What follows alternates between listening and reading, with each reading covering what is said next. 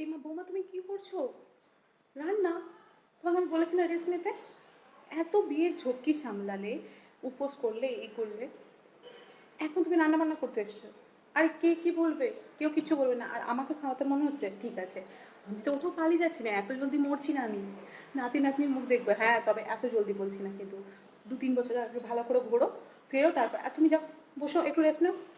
আমি বাড়ির সমস্ত কাজ করে দিয়েছি, রান্নাটাও করবো। সেরকম বেশি কিছু রান্না করবো না তো, অত কিছু টেনশন হয়। বসো, বসে যাও, সব রেস্ট নাও। তুমি রেডি? আরে তুমি কি পরেছো? এত ভারী শাড়ি, এত গয়না। না না, এত কিছু পরতে হবে না, তুমি কমফোর্টেবল থাকবে কি করে? হ্যাঁ, হ্যাঁ, হ্যাঁ, আমি মানছি তুমি নতুন বউ, তোমাকে অনেক কথা বলবে, কিন্তু এই গরমে এত গরম, এত মোটা শাড়ি, তারপর এত গয়না, না না না, একটা প্লেন গাউন পরো, বা একটা চুড়িদার, সেই আগের মাসে কিনলে না, ওই চুড়িদারটা পরো। আরে কেউ কিছু বলবে না, আমি আছি তো। এ তুই কি বলছিস রে? আমি দেখে নেবো আমার বউকে গিয়ে। কি রে, বৌমা এখনো ওঠেনি কেন? শরীর খারাপ?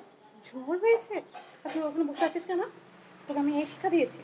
যা, মেয়েটাকে, তোর দ্বারা কিছু হবে না, তুই জল পটিং নেয়, আমি দেখছি মেয়েটাকে। আরে কত কষ্ট হচ্ছে বলো, সব কিছু একসাথে। আমি বলি তো এত কাজ করার দরকার নেই তোমার, একটু রেস্ট নাও।